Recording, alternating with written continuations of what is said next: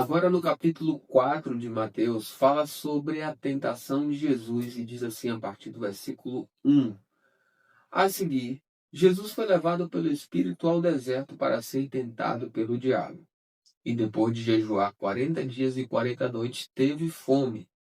Então o tentador, aproximando-se, disse a Jesus: Se você é o Filho de Deus, mande que estas pedras se transformem em pães. Jesus, porém, respondeu: Está escrito: o ser humano não viverá só de pão, mas de toda palavra que procede da boca de Deus.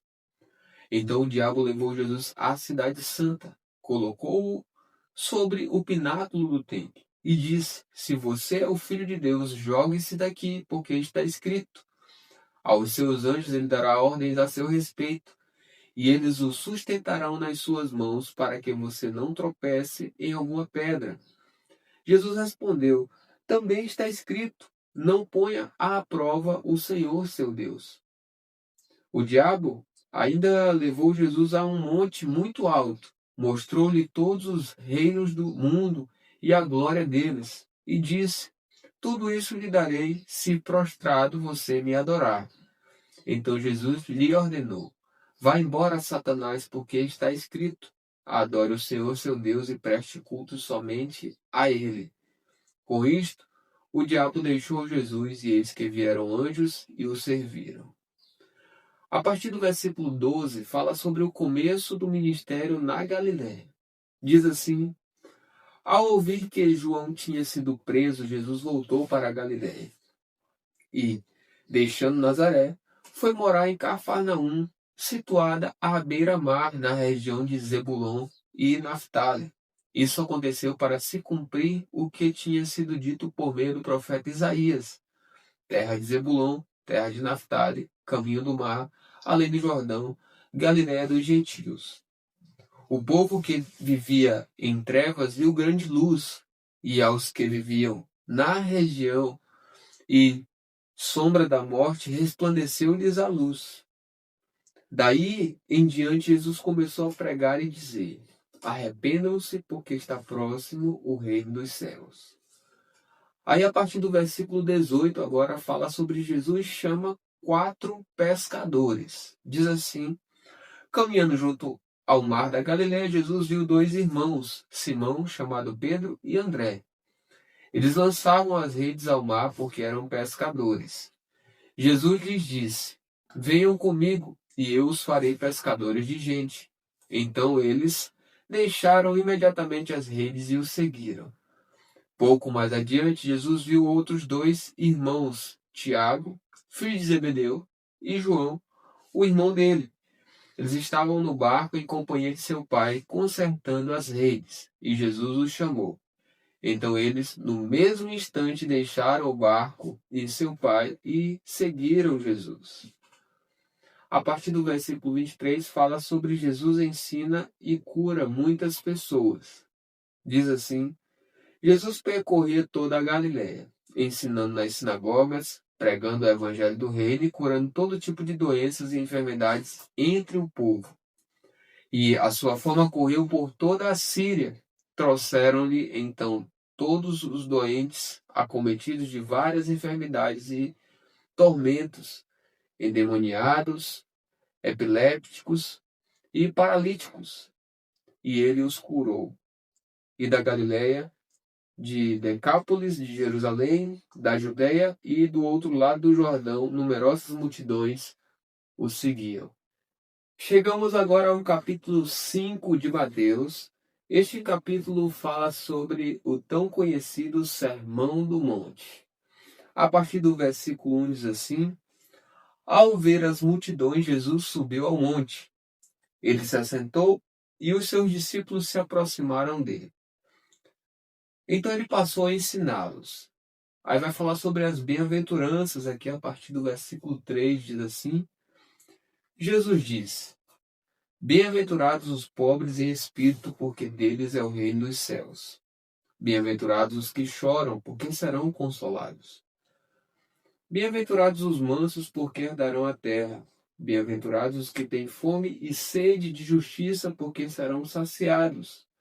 Bem-aventurados os misericordiosos, porque alcançarão misericórdia. Bem-aventurados os limpos de coração, porque verão a Deus. Bem-aventurados os pacificadores, porque serão chamados filhos de Deus. Bem-aventurados os perseguidos por causa da justiça, porque deles é o reino dos céus. Bem-aventurados são vocês quando, por minha causa, os insultarem e os perseguirem, e mentindo disserem todo mal contra vocês.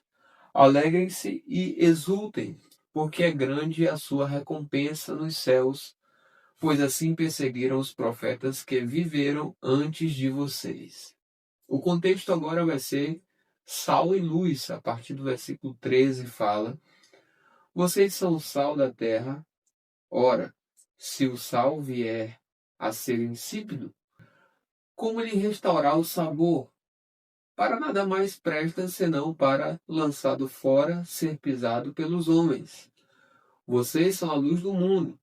Não se pode esconder uma cidade situada no alto de um monte. Nem se acende uma lamparina para colocá-la debaixo de um cesto, mas num lugar adequado, onde ilumina bem todos os que estão na casa. Assim brilhe também a luz de vocês diante dos outros, para que vejam as boas obras que vocês fazem e glorifiquem o Pai de vocês que está nos céus. Agora vai haver o ensino a respeito da lei. A partir do versículo 17 diz: não pensem que vim revogar a lei ou os profetas. Não vim para revogar, mas para cumprir. Porque em verdade lhes digo, até que o céu e a terra passem, nenhum i ou um tio jamais passará da lei, até que tudo se cumpra. Aquele, pois, que desrespeitar um destes mandamentos, ainda que dos menores, e ensinar os outros a fazer o mesmo, será considerado mínimo no reino dos céus. Aquele, porém, que os observar e ensinar, esse será considerado grande no reino dos céus. Porque eu afirmo que, se a justiça de vocês não excederem muito a dos escribas e fariseus, jamais entrarão no reino dos céus. Aí agora vai ver o ensino a respeito da ira. A partir do versículo 21 diz assim: vocês ouviram o que foi dito aos antigos: não mate. E ainda, quem matar estará sujeito a julgamento. Eu, porém, lhes digo que todo aquele que se irá contra o seu irmão estará sujeito a julgamento. E quem insultar o seu irmão estará sujeito a julgamento no tribunal. E quem o chamar de tolo estará sujeito ao inferno de fogo. Portanto, se você estiver trazendo a sua oferta ao altar e lá se lembrar que o seu irmão tem alguma coisa contra você, deixe diante do altar a sua oferta e vá primeiro reconciliar-se com o seu irmão, e então volte e faça a sua oferta. Entre em acordo sem demora com o seu adversário, enquanto você está com ele a caminho, para que o adversário não entregue você ao juiz, o juiz entregue você ao oficial de justiça e você seja jogado na prisão. Em verdade, lhe digo que você não sairá dali enquanto não pagar o último centavo. O contexto agora vai ser o ensino a respeito do adultério. A partir do versículo 27 diz assim: vocês ouviram o que foi dito, não cometa adultério. Eu, porém, lhes digo: todo o que olhar para uma mulher com intenção impura já cometeu adultério com ela no seu coração. Se o seu olho direito leva você a tropeçar, arranque-o e jogue-o fora, pois é preferível você perder uma parte do seu corpo do que ter o corpo inteiro lançado no inferno. E, se a sua mão direita leva você a tropeçar, corte-a e jogue-a fora, pois é preferível você perder uma parte do seu corpo do que o corpo inteiro e ir para o inferno. O contexto agora é o ensino a respeito do divórcio. A partir do versículo 31 diz: porém foi dito, aquele que repudiar a sua mulher deve dar-lhe uma carta de divórcio. Eu, porém, lhes digo: quem repudiar sua mulher, exceto em caso de relações sexuais ilícitas, a expõe a se tornar adúltera. E aquele que casar com a repudiada comete adultério. a partir do versículo 33, vai falar sobre o ensino a respeito dos juramentos. Olha o que diz. Vocês também ouviram o que foi dito aos antigos. Não faça juramento falso, mas cumpra rigorosamente para com o Senhor que você jurou. Eu, porém, lhes digo, não jurem de modo nenhum, nem pelo céu, por ser o trono de Deus, nem pela terra, por ser o estrado de seus pés, nem por Jerusalém, por ser a cidade do grande rei. Não jure pela sua cabeça, porque você não pode fazer com que um só cabelo fique branco ou preto. Que a palavra de vocês seja sim, sim, não, não. O que passa disto vem do maligno. Aí o ensino agora é a respeito da vingança. A partir do versículo 38 fala: vocês ouviram o que foi dito, olho por olho, dente por dente.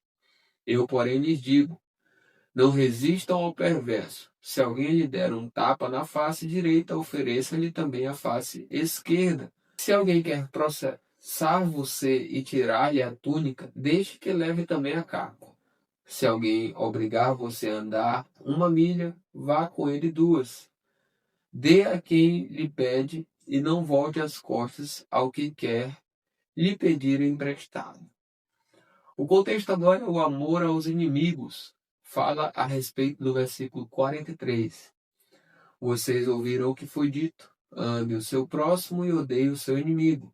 Eu, porém, lhes digo: amem os seus inimigos e orem pelos que perseguem vocês, para demonstrarem que são filhos do Pai de vocês que está nos céus, porque ele faz o seu sol nascer sobre maus e bons, e vir chuvas sobre justos e injustos. Porque, se vocês amam aqueles que o amam, que recompensa terão? Os publicanos também não fazem o mesmo? E, se saudarem somente os seus irmãos, o que é que estão fazendo demais? Os gentios também não fazem o mesmo?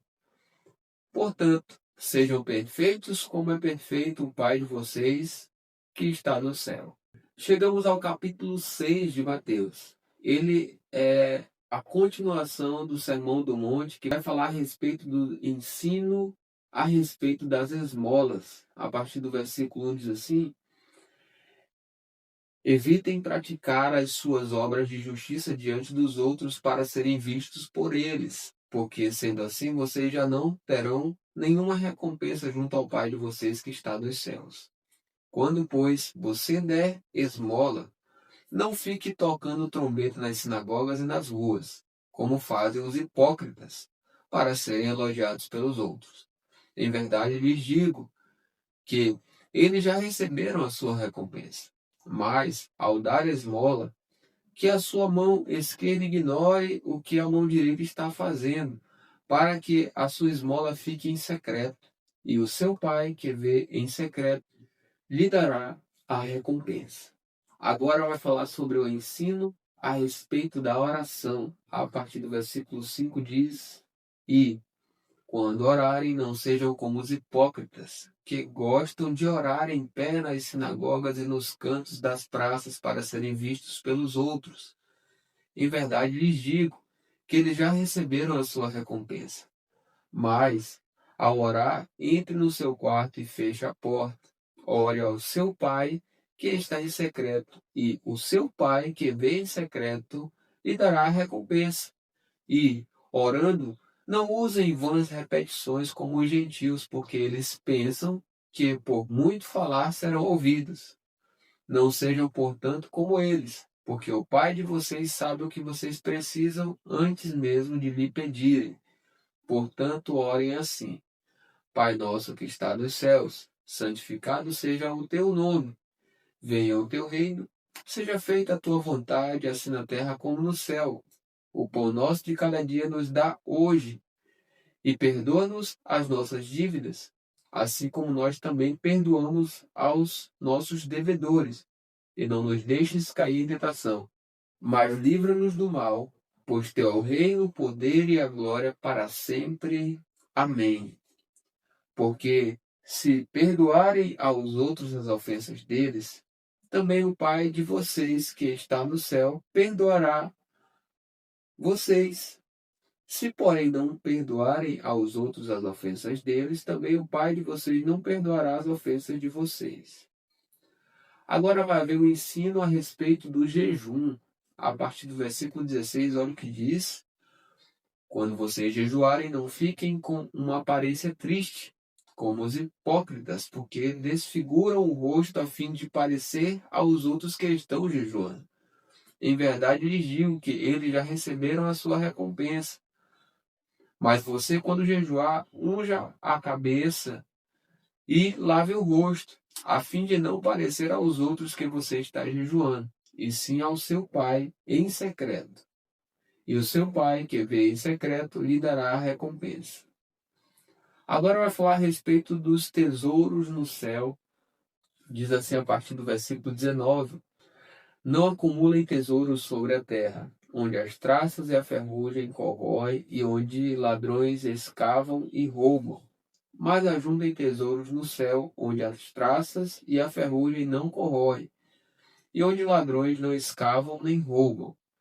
Porque onde estiver o seu tesouro, aí estará também o seu coração. Aí, a partir do versículo 22, fala sobre a luz do corpo. Olha o que diz: Os olhos são a lâmpada do corpo. Se os seus olhos forem bons, todo o seu corpo será cheio de luz. Se, porém, os seus olhos forem maus, todo o seu corpo estará em trevas. Portanto, se a luz que existe em você são trevas, que grandes trevas serão. Agora, no versículo 24, fala sobre os dois senhores. Olha o que diz: Ninguém pode servir a dois senhores, porque ou irá odiar um e amar o outro, ou irá se dedicar a um e desprezar o outro. Vocês não podem servir a Deus e às riquezas.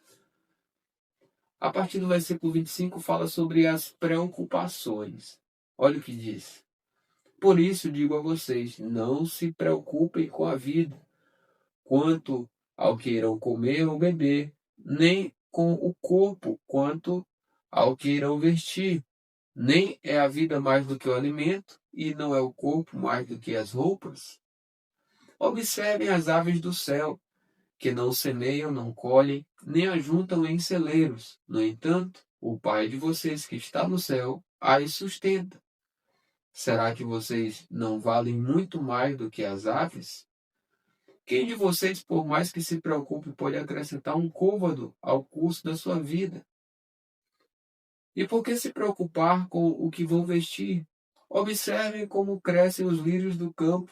Eles não trabalham, nem fiam. Eu, porém, afirmo a vocês que nem Salomão, em toda a sua glória, se vestiu como qualquer deles.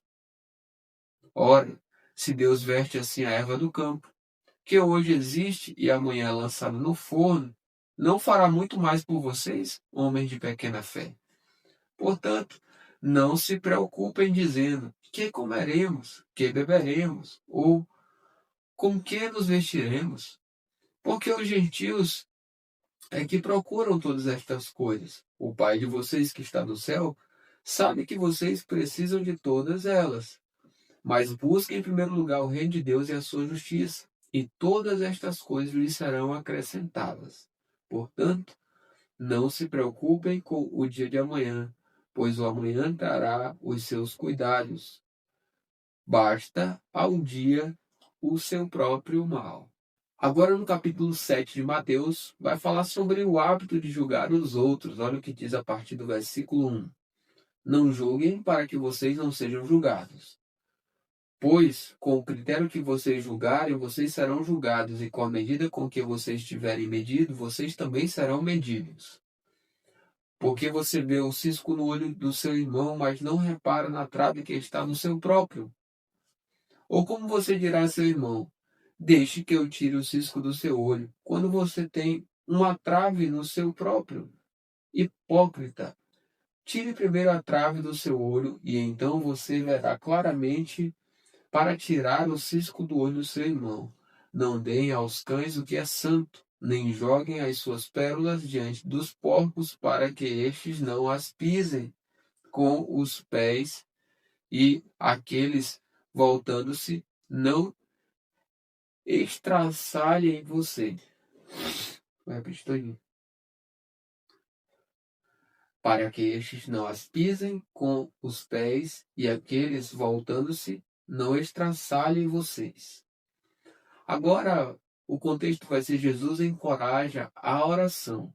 A partir do versículo 7 diz: peçam e lhes será dado, busquem e acharão, batam e a porta será aberta para vocês, pois todo aquele que pede recebe, o que busca encontra, e a quem bate a porta será aberta. Ou quem de vocês, se o filho pedir pão, lhe dará uma pedra? Ou se pedir um peixe, lhe dará uma cobra? Ora, se vocês que são maus sabem dar coisas boas aos seus filhos, quanto mais o Pai de vocês que está nos céus dará coisas boas aos que lhe pedirem. Portanto, tudo que vocês querem que os outros façam a vocês, façam também vocês a eles. Porque esta é a lei e os profetas. Agora o contexto é a porta estreita. A partir do versículo 13 diz: entrem pela porta estreita, porque larga é a porta e espaçoso é o caminho que conduz para a perdição, e são muitos os que entram por ela. Estreita é a porta e apertado é o caminho que conduz para a vida, e são poucos os que o encontram. O contexto agora são os falsos profetas. A partir do versículo 15 diz: cuidado com os falsos profetas que se apresentam a vocês disfarçados de ovelhas, mas por dentro são lobos vorazes. Pelos seus frutos vocês os conhecerão. Por acaso se colhem uvas de espinheiros ou figos de ervas daninhas? Assim, toda árvore boa produz frutos bons, porém a árvore má produz frutos maus. A árvore boa não pode produzir frutos maus, e a árvore má não pode produzir frutos bons. Toda árvore que não produz bom fruto é cortada e jogada no fogo. Assim, pois, pelos seus frutos vocês os conhecerão. Agora o contexto é quem entra no reino dos céus. A partir do versículo 21 diz: nem todo o que me diz Senhor, Senhor, entrará no reino dos céus, mas aquele que faz a vontade de meu Pai que está nos céus. Muitos naquele dia vão me dizer: Senhor, Senhor, nós não profetizamos em teu nome, e em seu nome não expulsamos demônios, e em seu nome não fizemos muitos milagres. Então eu lhes direi claramente: eu nunca conheci vocês. Afastem-se de mim, vocês que praticam o mal. O contexto agora são os dois fundamentos. A partir do versículo 24 diz: todo aquele, pois, que ouve estas palavras e as pratica será comparado a um homem prudente que construiu a sua casa sobre a rocha. Caiu a chuva, transbordaram os rios, sopraram os ventos e bateram com força sobre aquela casa. E ela não desabou porque tinha sido construída sobre a rocha. E todo aquele que ouve estas minhas palavras e não as pratica será comparado a um homem insensato que construiu a sua casa sobre a areia. Caiu a chuva, transbordaram os rios, sopraram os ventos e bateram com força contra aquela casa, e ela desabou, sendo grande a sua ruína. O contexto agora é o fim do Sermão do Monte. A partir do versículo 28 diz: quando Jesus acabou de proferir estas palavras, as multidões estavam maravilhadas com a sua doutrina, porque ele as ensinava como quem tem autoridade e não como os escribas.